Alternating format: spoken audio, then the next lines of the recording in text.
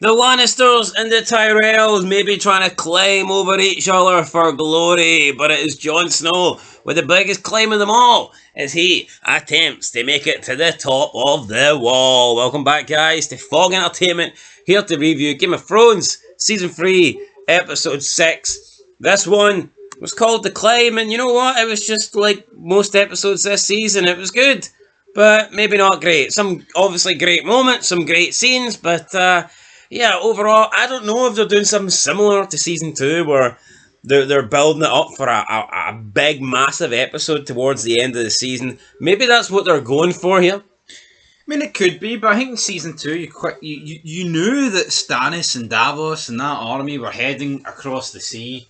You know, they were making allegiances, they were putting... You know, they had to meet with Renly, then they got in their boats and sailed. Like, honestly, like, what is the big thing that I think's next in this show? Probably the wedding, but it's like I believe that's at the start of Season 4. So what's actually going to be big about this season? You know what I mean?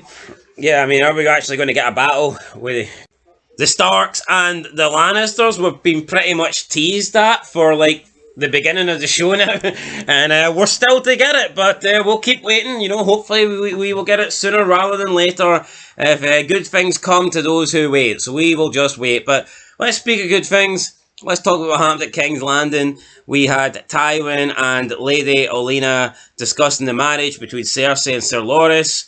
Tywin suggests that Sir Loras, you know, maybe likes men, and she's like, there's no maybe about it. Those rumours are not rumours, they're 100% facts. He is indeed a sword swallower, and that kind of, you know, I thought that was funny. She then asked Tywin, has he ever done it? Has he ever tried it? Has he ever been curious when he was younger? Tywin's like, absolutely not. He does not approve of that kind of stuff. And Lady Olenna's like, yeah, I understand that, but when we come from the Tyrells, we don't really mind that as much. However, something like incest, brother and sister, we could never accept that. Obviously, taking a dig here at Jaime and his sister Cersei. It was a dig, but I mean, let's be honest. At the end of the day, you feel like in these times, it's like, I think gays would definitely be worse than incest, because at least... Absolutely, I think. I mean, it's the whole gimmick about the Targaryens is, it's built on, like, you know, keeping it in the bloodline. What the fuck? Yeah, the Targaryens wed their brothers and sisters, but they don't fucking wed their two brothers or two gay guys, you know what I mean? There's nothing to benefit out of that, so I don't really understand the Tyrells' mindset, but this is probably... Plus, back in this time, right, I mean, it was all about power, it was all about... you know, control and owning, what being gay. I mean, that ends the bloodline, doesn't it? Yep. So, like, what advantage? Like, how would that? I mean, Tywin Lannister cares about his legacy. He cares about the name. Like, imagine if one of Tywin's sons were gay. Would he rather one of his sons be gay or be the Imp Man? Oh, I think the Imp Man, 100%. I think he can accept an imp. Because he knows that... gay imp? Oh, that would probably be... I think that'd be a Anyway, I thought this was scene of the episode. Really good. Two old timers, back and forth. Tywin comes out on top, and then she's like, no, snaps the ink. Boom. Good night. Lovely scene. Yeah, and they're both wondering whether they're wasting their prized possessions here. I mean, it's kind of like they've got their own quarterbacks. Who do you think won? Who hit the touchdown? I probably thought it was a tie, to be fair. I thought Tywin won, and then she whipped out the, what do you call that? Not the on-field, what's that thing in the NFL? The flag. The on-field kick? Onside kick. Onside kick, that's what she whipped out here. But anyway, enough about NFL analogies. Let's get to the field and let's talk about the action. God damn it. King's Landing, what else happened? We had Freys and Peter Baelish. They're in a wee bit of a, rivalry there. So Peter Baelish cutting a weird promo here, folks. Oh, the climb. It's all about getting up the ladder. You go up, you go down, you go up, you go like fuck. I wish Freys just slapped the head clean off him here because I didn't like this. No, but it did kind of tie into sense, the ending. But I thought it was extremely cringy. It's like this. Ferry's mentioned a ladder, and this guy reacted like Jeff Hardy. So you didn't appreciate the climb, no? No, I thought it was a bit cringe, no. Do you not think so? I was expecting a swanton bomb off the top of a ladder through this fucking boat or something. So what else did we get in King's Landing? We had Cersei and Tyrion discuss out of the four soon-to-be weds, or, arrangement weds, who's getting the worst deal. They don't really know. And then Tyrion kind of puts Sansa's name forward. And is Sansa getting the worst deal? I mean, I think you could certainly make a case.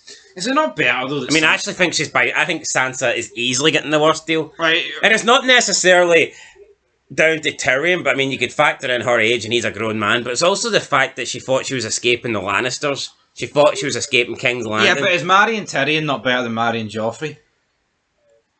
Because I don't think Sansa cared about the power, man.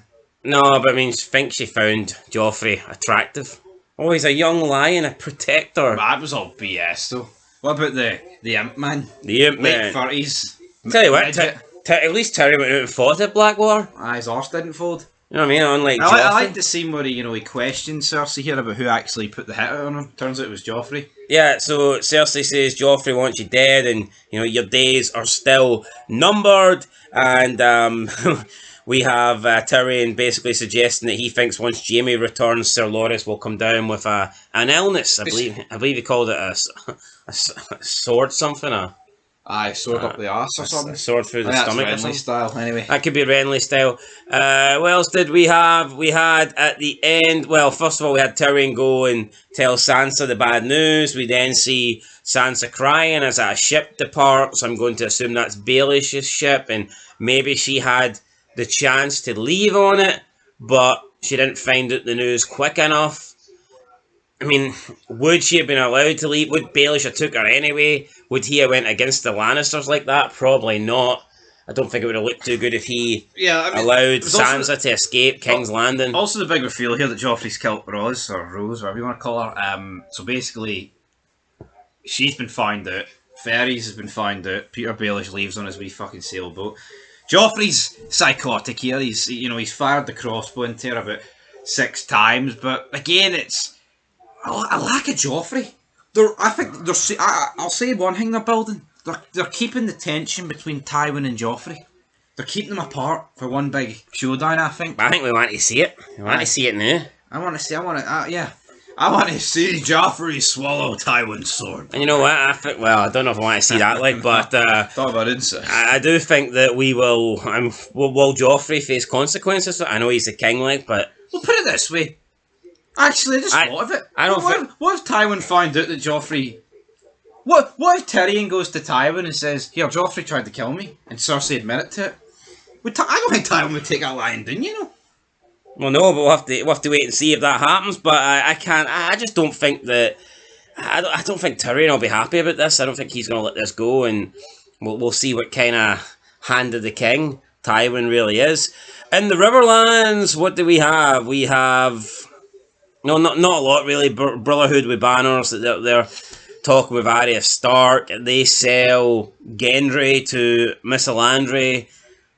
Arya doesn't like it, calls her a witch.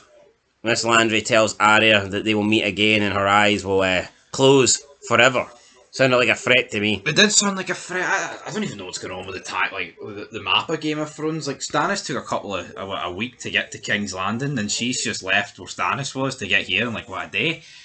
The map is confusing. As for this, she says to Arya, we will meet again.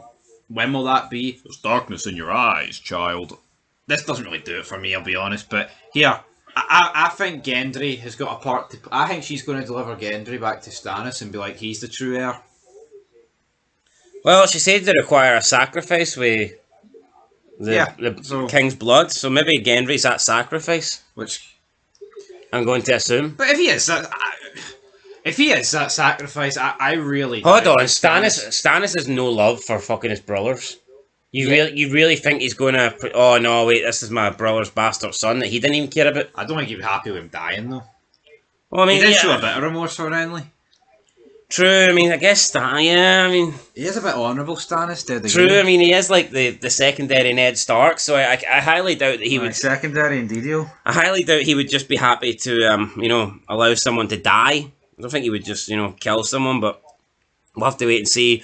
Rose Bolton is with Jaime, and he's going to allow Jaime to leave. He's going to allow Jaime to go, and he says the conditions are he tells his father that he had no part in what happened, no part in maiming him.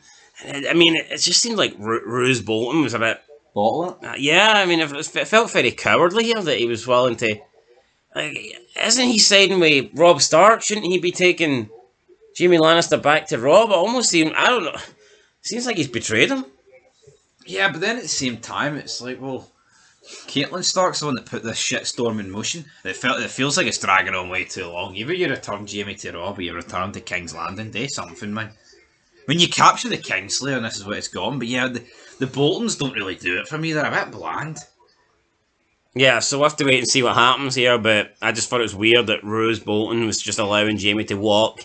Don't really understand it. In the north, we got a little bit of a rivalry between Osha and Mira, but honestly, I do not care about this at all. Have you anything to add about No, that? let's just move on. I do not give a single Terry hee-haw of a fuck, man. Yeah, we get Theon Greyjoy getting tortured by Ramsay Bolton. He says that we're going to play a game. If you win, you get to keep your finger. If I win, then you'll beg me to cut your finger off. And he wants him to know who he is. Theon's guessing. He thinks he's a Karstark. And at the beginning, Ramsay plays along with it. Then he reveals you didn't ask the most important question. You didn't ask if I'm a liar. Turns out he is a liar. And he is not a Karstark, and therefore he cuts into Theon's finger, and I guess he cuts it so bad that Theon in the end begs that he cuts it off. It's like the cartoon scenes though, like they rip the outline off. That's what it was like. But I don't know, Theon Greyjoy. What do you make of it? I think his arcs are all over the place. Greyjoy. Aye. Well, I mean, everyone's kind of gay in this universe. Would he bring Renly a lot of joy? We don't really know. It's like he was a good guy, then he turned bad. Now you kind of feel sorry for him. Is he going to get tortured to a point where Robb Stark's going to forgive him? I mean, that's probably the end game here, isn't it? Yeah, you'd think so. We'll have to wait and see. Robb Stark needs all the help he can get, and I think getting the Greyjoys back on side might be a way of doing that. How can he get the Greyjoys back on side, though? Really? He could get Theon back on side, but do you think Theon's father doesn't seem like he gives a shit about him? I know what you mean, but it's like one guy. It's like what? Look at great Theon's army at Winterfell. They betrayed him. His wee small, few dozen men. So I mean, what does Theon Greyjoy? Seems a bit more plausible than the Walder Frey stuff, but here that'll get sorted out later on. Yeah. Beyond the wall, we have Samwell and Gilly. They're on the run. They're trying to get back to the wall. They're trying to get to the wall, but at the moment they're beyond the wall. And I don't like Samwell. He sung a wee song here. Well done to you. Well done to you, buddy. So he sings a song. He's trying to keep Gilly, trying to keep her safe, trying to look after the newborn and all that stuff. But I just don't really care for it, honestly. Did the White Walkers not kill this guy last season? Yeah, I mean, that would have been good, but it didn't happen. Then we get the wall. So basically, Jon Snow and the wildlings, they climb the wall. They're trying to get over the wall. In the end, they do make it. However, I believe it is Orell. Orell, the man that can see the visions, the Raven's Eye guy. He decides that he has to cut the rope because it looks like Snow and Ygritte are going to take them down. So he cuts the rope to sacrifice them. But in the end, they both make it to the top and they're safe, and that's how the episode ends. The only 4 people with names survive. That's pretty much the gist of it. Everyone else got wiped out. I mean, the other thing this episode, I guess, Robb Stark and his uncle Tully or whatever, they agreed to the Walder Frey deal. It is what it is. I don't know. I think they made a big deal of that in season 1. Oh, I'm going to agree to marry your daughter, and then you're going to give us passage. And Walder Frey's arse goes. Now he's agreeing to let one of the Tullys marry. You think Walder Frey would be like, I want you to divorce your current wife, Robb, and I want you to take the... Well, we don't really... Yeah, so that was the other thing there. Robb's uncle has now to marry one of Walder Frey's daughters, and he doesn't want to do it, and he's kind of been forced into doing it, and it's hypocritical, and Robb's the only one really acknowledging that. He's like, yeah, uncle, I'm asking you to do something I couldn't do, or I didn't do. I guess he's the king, and no one really wants to question him. But then it's not like he's Joffrey, he's not like he's Robert. I'm sure you could question him if you really wanted to. Anyway, I thought it was pretty bog standard. I'll give it a 6 out of 10. Some really good dialogue, but yeah, in terms of substance, there's not much. I'll give it a 7. I thought it was a wee bit better than a 6, so I'll give it a 7, guys. That's it. That would be a 7, wouldn't it? Whoa, I'll give it a 6.5. So yeah, let us know your thoughts down below. We'll catch you in the next one. been Fog Entertainment. Thanks for watching. We are now moving into the final 4 episodes. Hopefully it can pick up a little bit. And yeah, we'll wait and see. That's it. Till next time. Peace.